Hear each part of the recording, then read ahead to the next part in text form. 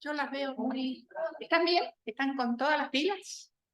Bueno, ¿qué les cuento? Que yo también, porque este tiempo ha sido un tiempo precioso, tiempo de familia, tiempo de disfrutar, y el Señor a veces nos da esos privilegios preciosos, ¿no?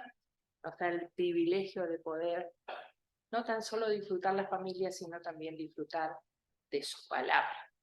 Y es lo que vamos a hacer, lo que vamos a tratar de hacer hoy día, disfrutar su palabra. Pero no tan solo disfrutarla, sino que vamos a aprender de este gran varón de Dios, de este profeta, de este hombre de Dios, que supo utilizar la palabra de Dios y supo tomarse de la mano del Señor con gran valentía. Hoy vamos a hablar de Elías. Elías, este gran profeta, y verán que nos ponemos los ojos porque si no, no vemos nada. Nos pasa, ¿no? A esta edad nos pasa. Bueno, Elías era un profeta del Antiguo Testamento. Este profeta ministró al reino del norte de Israel cerca de 900 años antes de Cristo, o 9 siglos antes de Cristo. Su nombre en griego significa Dios es mi guía. En hebreo significa mi Dios es Yahvé. Nada sabemos acerca de sus padres, solo sabemos que provenía de la tribu de Leví, de la generación de Aarón. Es uno de los más extraordinarios y conmovedores personajes de la historia bíblica. Era tosco en su apariencia y en su vestimenta, muy similar a Juan el Bautista. Esto lo dice allí la palabra en 2 Reyes 1, 8 y Mateo 3, 4. Pero vamos a leer parte de ese inicio de la historia de este gran hombre de Dios, de este gran varón de Dios. Vamos a leer en 1 Reyes 17 y vamos a comenzar allí en el versículo número 1 y vamos a leer parte de lo que fue su historia. Porque si bien su historia es una historia muy particular,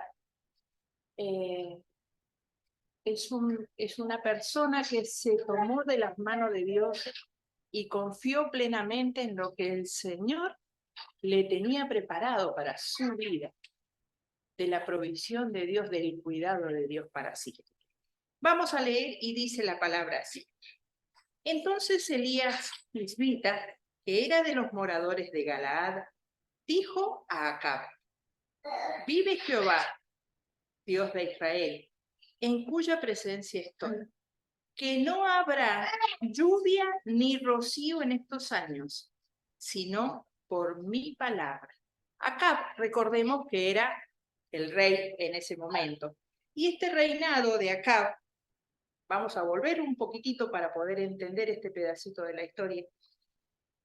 Vamos a volver al capítulo 29 al capítulo 16 y al versículo 29, entonces vamos a lograr entender un poquitito. Es un poquito antes nada más. Comenzó a reinar Acab, esto dice allí en el versículo 29, hijo de Omri, sobre Israel el año 38 de Asa, rey de Judá. Y reinó Acab, hijo de Omri, sobre Israel en Samaria 22 años. Y Acab, hijo de Omri, hizo lo malo ante los ojos de Jehová, más que todos los que reinaron antes de él. Pero le fue ligera cosa andar en los pecados de Jeroboam, hijo de Nabat. Y tomó por mujer a Jezabel, hija de Baal, rey de los Sidonios, y fue y sirvió a Baal y lo adoró. E hizo altar a Baal en el templo de Baal que él edificó en Samaria. Hizo también una imagen de Acera, haciendo así Acab más que todos los reyes de Israel que reinaron antes que él, para provocar la ira de Dios en Israel. ¿Por qué leemos este pedacito anterior? Porque solamente él trataba de hacer lo malo. O sea que no tenía ninguna cosa preeminente en su vida, nada más que hacer lo malo y provocar la ira de Dios. Vaya cosa es provocar la ira de Dios. Yo creo que de solo conocer parte de todo lo que hizo acá, se nos pone la piel de gallina de saber el daño y a la vez el poco temor que tenía de Dios, porque no tenía ni idea. Pero bueno, Dios es tan misericordioso que durante toda la vida de acá tuvo posibilidades, pero no la aceptó. Continuamos leyendo y dice allí en el versículo 2 del capítulo 17. Y vino palabra de Jehová diciendo, apártate de aquí y vuélvete al oriente y escóndete en el arroyo de Querit, que está frente al Jordán.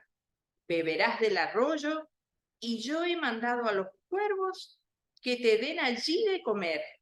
Y él fue e hizo conforme a la palabra de Jehová, pues se fue y vivió junto al arroyo de Querit, que está frente al Jordán. Y los cuervos le traían pan y carne por la mañana, y pan y carne por la tarde, y bebía del arroyo. Pasados algunos días, se secó el arroyo, porque no había llovido sobre la tierra. Hasta aquí nomás en este pedacito vamos, después continuamos la lectura de la palabra. Qué presagio, ¿no? Qué predicción. Elías se toma el trabajo de decirle al rey Acab, vive Jehová, Dios de Israel, en cuya presencia estoy, que no lloverá más, ni habrá rocío. Nosotros sabemos aquí cómo es el rocío que cubre todo ese verde precioso en la mañana.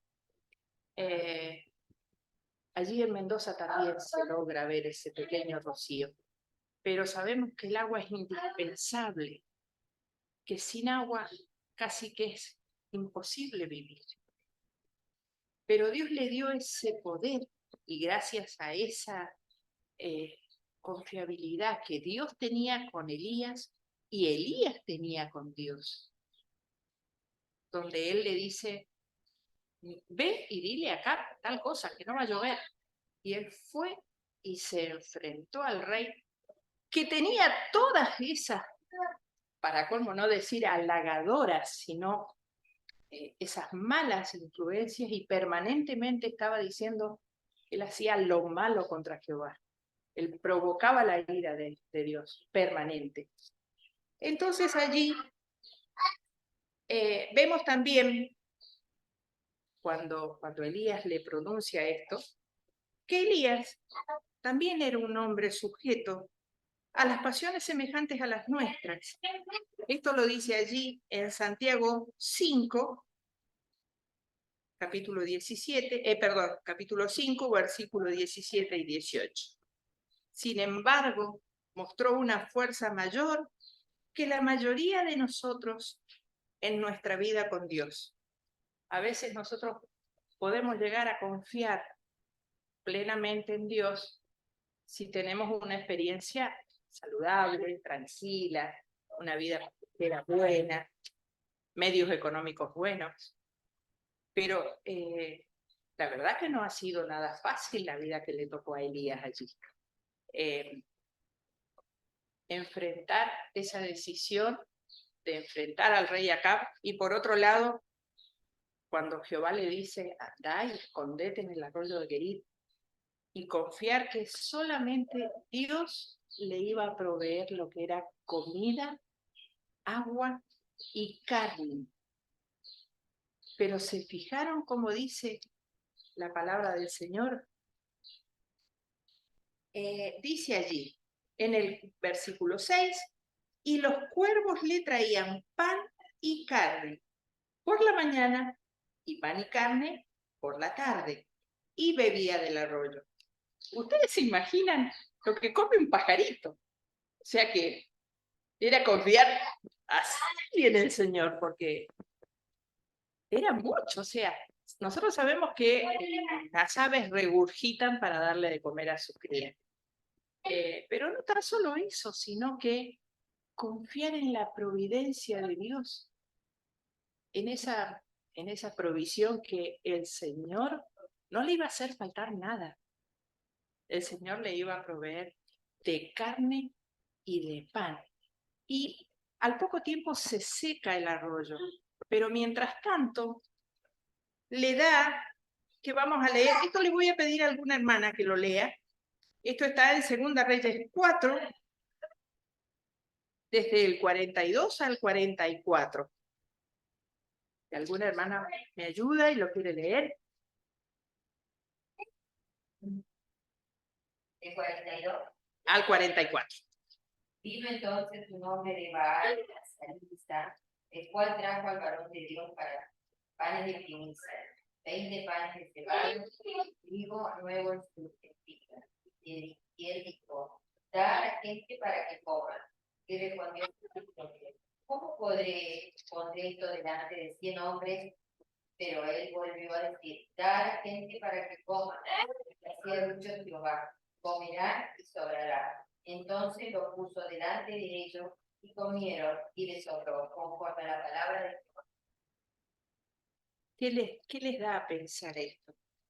Que ese pan era una provisión divina, que ese pan en verdad era el que sustentaba y era el que Dios proveía para sus siervos, para sus ministros, porque lo dice la palabra. Dios proveía ese pan que llenaba, que saciaba. Y a veces vieron que cuando tenemos, no sé si alguna vez nos ha pasado, pero cuando tenemos hambre, por allí, es como que nada nos sacia y queremos comer, comer, comer, comer, hasta saciar. Ese es el pan que el Señor le brindaba a Elías, a través de los cuervos. Y fíjense también, por otro lado, qué gran provisión de nuestro amado Padre. Por supuesto que saciaba el estómago de Elías, porque era ese pan especial, ese pan que no tenía ningún faltante, al contrario, tenía todos los nutrientes, todas las vitaminas, y lo pudo sostener, según dice, he seguido indagando allí, durante más de 40 días, o sea que ha estado mucho tiempo alimentándose, gracias a Dios. Después, bueno, se seca el arroyo, pero esto, al pasar tantos días y secarse el arroyo en sí, eso provoca que no haya agua en ningún lado, no haya pastos para los animales. Así que era todo un tema, ¿no? Y era bastante difícil. En ese entonces, la mayoría de nosotras conocemos la historia de la viuda de Sarepta. La historia de la viuda de Sarepta nos provoca una gran prueba de fe, pero muy grande. Muy grande. No lo vamos a leer ahora, pero esta prueba que Elías pasa a través de la viuda de Sarepta y la viuda de Sarepta a través de Elías es encomendar la vida de su hijo en las manos de Elías. Y Elías confía en ese Padre amado, en ese Padre protector que va a ejercer ese gran poder y salvar la vida de ese niño. Luego, allí, la viuda de Sarepta tenía solamente un puñadito de harina. Ustedes imagínense, un puñadito de harina, que es yo que estoy permanente amasando, cuando quiero agarrar un puñadito de harina hasta se me escapa de las manos, ¿no? O sea que era muy poquito. Pero ese puñadito de harina, un poco de aceite, dice la palabra, y 2 leños. O sea que también en el desierto tampoco había mucha leña para juntar, para cocinar. Pero ese puñadito de harina y ese poquito de aceite el Señor lo hizo durar durante tanto tiempo hasta que empezó toda la historia que vamos a seguir recordando ahora. Y fue sustentada esta viuda y su hijo, pero a la vez también reconocemos que ella fue obediente, porque Elías, en esta historia, yo las invito a que en casa tomemos un ratito y lo leamos, vemos una pobreza inmensa, pero ella fue obediente.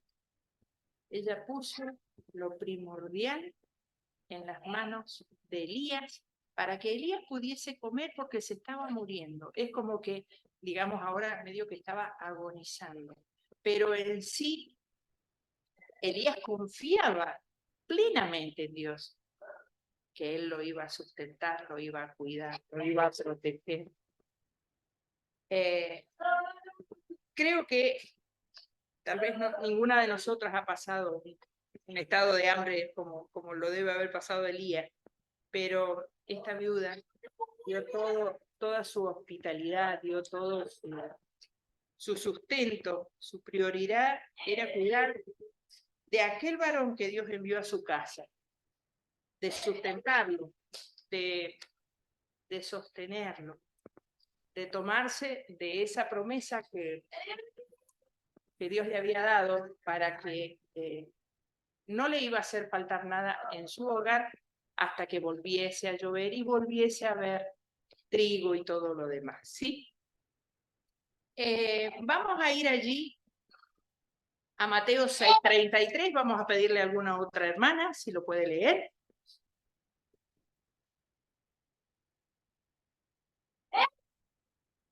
Buscar primeramente el reino de Dios y su justicia, y todas estas cosas serán añadidas. Por supuesto que sí, que van a ser añadidas todas estas cosas. ¿Y qué implica todas estas cosas? ¿Algunas? Todas. Todas. No va a haber ningún faltante. Y el Señor dice que todas estas cosas os serán añadidas. Y allí también va a pensar que no nos va a proveer nada más que del alimento, que es lo que vamos a necesitar. Nos va a proveer el calzado, nos va a proveer la ropa, nos va a proveer la salud, como hizo con su pueblo cuando lo sacó de la esclavitud. ¿Sí? Nos va a proveer todo eso. Dice después también, pasados muchos días, Elías regresa para ver al rey, después de que ya le había dicho todo este problema de la sequía. Y Dios tiene preparada una gran, pero gran exhibición o una exposición allí, ¿no? Y le dice a Acab que llame a sus más de 450 profetas de Baal. Esto lo vamos a leer primero y luego hacemos el comentario. Vamos a leer en Primera Reyes 18, desde el versículo 20 en adelante. Entonces Acab convocó a todos los hijos de Israel y reunió a los profetas en el monte Carmelo. Y acercándose Elías a todo el pueblo dijo: ¿hasta cuándo claudicaréis vosotros entre dos pensamientos? Si Jehová es Dios, seguidle, y si Baal, id en pos de él. Y el pueblo no respondió palabra. Y Elías volvió a decir al pueblo: solo yo he quedado profeta de Jehová, más que todos los profetas de Baal. Hay 450 hombres. Dénsenos pues 2 bueyes y escojan ellos uno y córtenlo en pedazos y pónganlo sobre la leña, pero no pongan fuego debajo. Y yo prepararé el otro buey y lo pondré sobre la leña, y ningún fuego pondré debajo. Invocad luego vosotros el nombre de vuestros dioses, y yo invocaré el nombre de Jehová. Y el Dios que respondiere por medio del fuego, ese sea Dios. Y todo el pueblo respondió, diciendo: bien dicho. Entonces Elías dijo a los profetas de Baal: escogeos un buey y preparadlo vosotros primero, pues que sois los más, e invocad el nombre de vuestros dioses, mas no pongáis fuego debajo. Y ellos tomaron el buey que les fue dado, y lo prepararon e invocaron el nombre de Baal, desde la mañana hasta el mediodía, diciendo: Baal, respóndenos. Pero no había voz, ni siquiera ni siquiera quien respondiese. Entre tanto ellos andaban saltando cerca del altar que habían hecho. Y aconteció al mediodía que Elías se burlaba de ellos, diciendo: Gritad en alta voz, porque Dios quizá está meditando, o tiene algún trabajo, o va de camino. Tal vez duerme y hay que despertarle. Vamos a acordar aquí un pequeño detalle. Pues en ese momento fue sarcástico Elías también, ¿no? Medio que se burlaba sin ningún drama, ¿no? Y dice allí también: y ellos clamaban a grandes voces, esto dice en el versículo 28, perdón. Y ellos clamaban a grandes voces y se sajaban con cuchillos y con lancetas conforme a su costumbre, hasta chorrear la sangre sobre ellos. Pasó el mediodía y ellos siguieron gritando frenéticamente hasta la hora de ofrecerse el sacrificio. Pero no hubo ninguna voz, ni quien respondiese, ni escuchase. Entonces dijo Elías a todo el pueblo: acercaos a mí. Y todo el pueblo se le acercó. Y él arregló el altar de Jehová, que estaba arruinado. Y tomando Elías 12 piedras, conforme al número de las tribus de los hijos de Jacob, el cual había sido dada palabra de Jehová diciendo: Israel será tu nombre, edificó con las piedras un altar en el nombre de Jehová. Después hizo una zanja alrededor del altar, en que cupieran 2 medidas de grano. Preparó luego la leña y cortó el buey en pedazos y lo puso sobre la leña. Y dijo: llenad 4 cántaros de agua y derramadla sobre el holocausto y sobre la leña. Y dijo: hacedlo otra vez. Y otra vez lo hicieron. Dijo aún: hacedlo la tercera vez. Y lo hicieron la tercera vez. De manera que el agua corría alrededor del altar, y también se había llenado de agua la zanja. Cuando llegó la hora de ofrecerse el holocausto, se acercó el profeta Elías y dijo: Jehová, Dios de Abraham, de Isaac y de Israel, sea hoy manifiesto que tú eres Dios en Israel, y que yo soy tu siervo, y que por mandato tuyo he hecho todas estas cosas. Respóndeme, Jehová, respóndeme, para que conozca este pueblo que tú, oh Jehová, eres el Dios, y que tú vuelves a ti el corazón de ellos. Entonces cayó fuego de Jehová, y consumió el holocausto, la leña, las piedras y el polvo, y aún lamió el agua que estaba en la zanja. Viéndolo todo el pueblo se postraron y dijeron: Jehová es el Dios, Jehová es el Dios. Entonces Elías les dijo: prended a los profetas de Baal, para que no escape ninguno. Y ellos los prendieron, y los llevó Elías al arroyo de Gisón, y allí los degolló. Tremenda historia, tremenda referencia que tuvo, y qué confianza de Elías. Solamente él le pidió 2 veces: oh Jehová, respóndeme, respóndeme Jehová. Y los otros habían estado desde la mañana hasta, por lo que se calcula, pónganle 2 de la tarde, 3 de la tarde. O sea, qué confianza tenía Elías y qué respuesta de parte de Jehová para con Elías en consumir todo y demostrar en verdad. Pero fíjense que aquí también, si continuamos en casa leyendo la historia, el pueblo toma conocimiento de que Dios es el Dios verdadero, pero no hacen caso. O sea que les dura un instante, un momento, un tiempito. No sé cuánto tiempito, cuánto tiempo. ¿Cuántos días? ¿Cuántas horas? No lo sé, solamente el Señor lo sabe. Pero tuvieron la posibilidad. Tuvieron la posibilidad. Y allí el fuego de Dios lamió hasta el agua, las piedras y las zanjas que había hecho Elías quedó totalmente seca. Su gran poder era visible a todo el pueblo. Y acá, y muchos reconocen en ese momento que Jehová es el Dios, porque dice allí 2 veces, Jehová es el Dios, Jehová es el Dios. Elías, allí una vez más, le muestra su poder a Acab y ora por lluvia. Y se le hace saber al rey Acab, sube, come y bebe, porque una lluvia grande se oye. ¿Vieron cuando por allí viene tormenta con truenos y con viento y todo lo demás? Una lluvia grande se oye. Eso mismo, si leemos la historia, vamos a ver que Elías oraba y había una persona que corría hasta arriba del cerro y miraba, no se veía nada.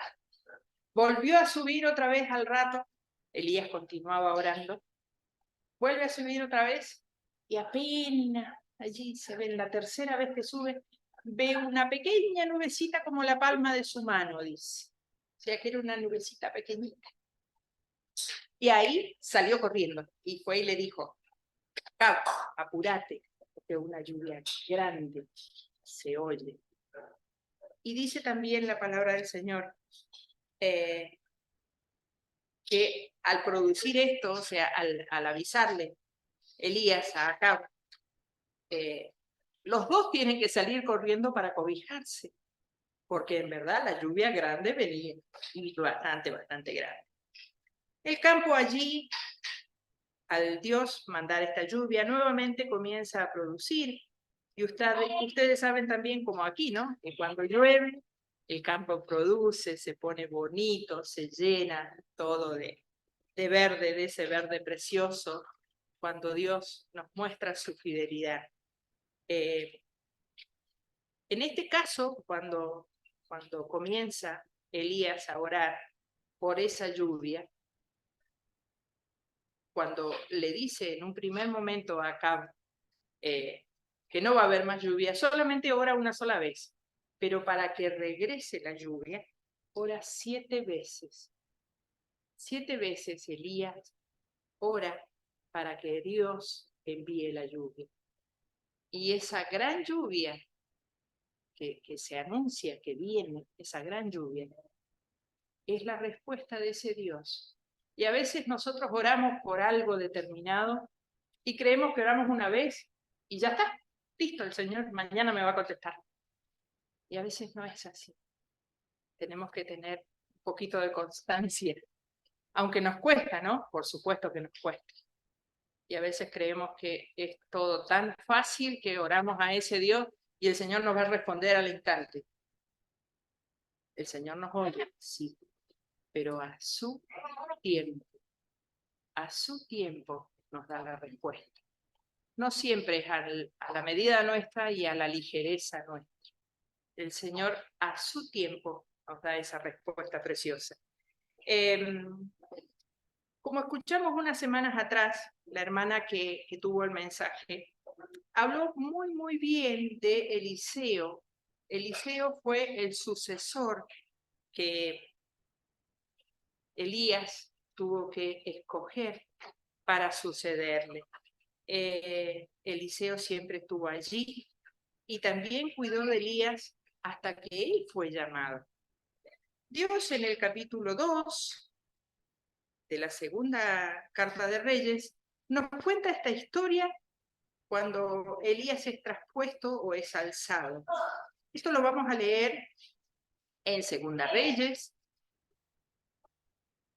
capítulo 2, versículo 11. Y dice la palabra del Señor así. Allí viene contando todo lo que esta hermana, por eso me acuerdo del mensaje de esta hermana. Cuando él permanentemente le pregunta a Elías,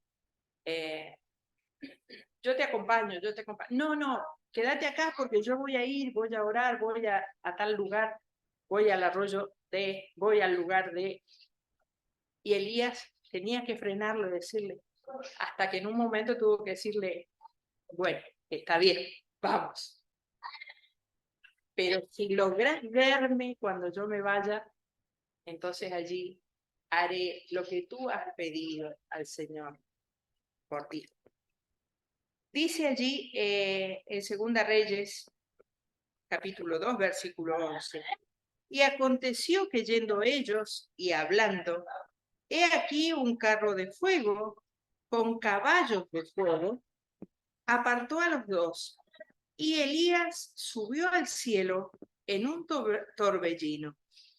Solamente este versículo.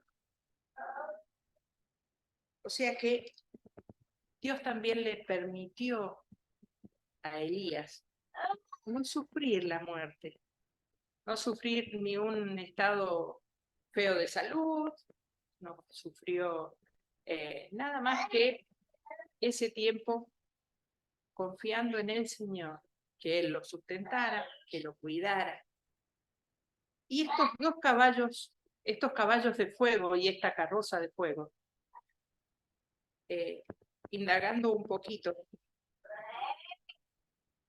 nos enseñan que esa vitalidad que Dios tiene y esa energía que Dios tiene, la pone a nuestro servicio, como la puso allí para Elías. Esa energía a través de esos carros de fuego y caballos de fuego. Ustedes imagínense ver una imagen de un caballo de fuego. Casi que nos acordamos de las películas esas donde sale. Me acuerdo de hay una moto toda transportada, así, toda llena de fuego. Y nos parece algo totalmente satánico, ¿no? Bueno, el Señor proveyó esto para que Elías fuera transportado, no sufriera dolores, no sufrir la muerte, y a la vez también demostrar su gran poder y su gran amor para con Elías. ¿Sí?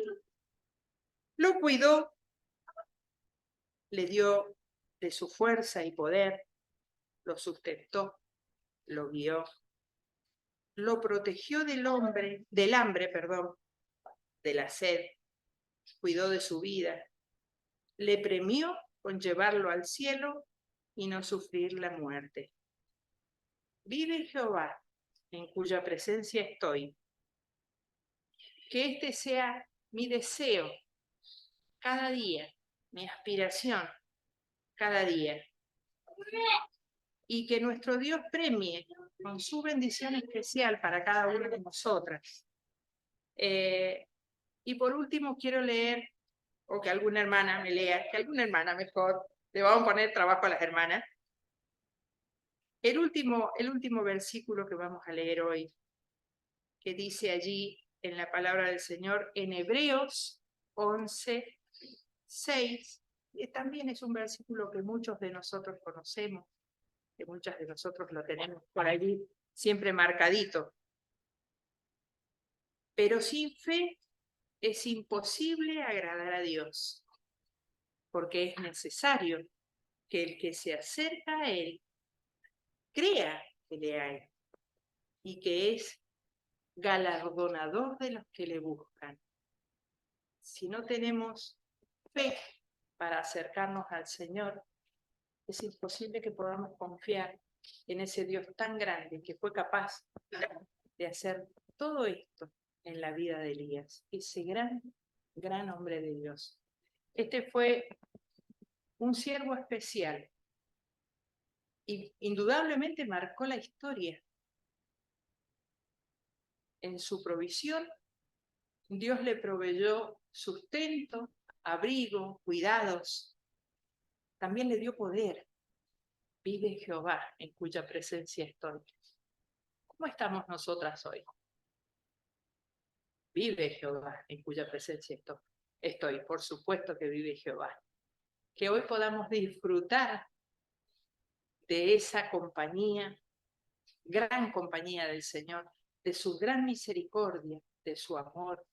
Que podamos sentirnos gozosas de que el Señor, cada vez que le clamamos a Él, Él nos oye, Él nos escucha, Tal vez tengamos que orar 7 veces o más, porque según la buena voluntad del Señor, Él responde. A veces nos responde que no, porque es necesario que no, porque es para nuestro bien que no. Pero siempre, siempre la fidelidad del Señor está allí y está tomándonos de nuestra mano y esperándonos cuando no nos acercamos a Él. Está esperándonos con sus brazos abiertos. Siempre. Siempre está esperándonos. Así que bueno, que cada una de nosotras se lleve este pequeño mensajito hoy de que el Señor, como actuó en aquellos años con Elías, hoy lo hace con nosotras, con cada una de nosotras. Siempre. Siempre provee, siempre nos cuida, siempre nos protege, siempre nos sustenta. Y dice allí, su palabra decía, todas las cosas os serán añadidas.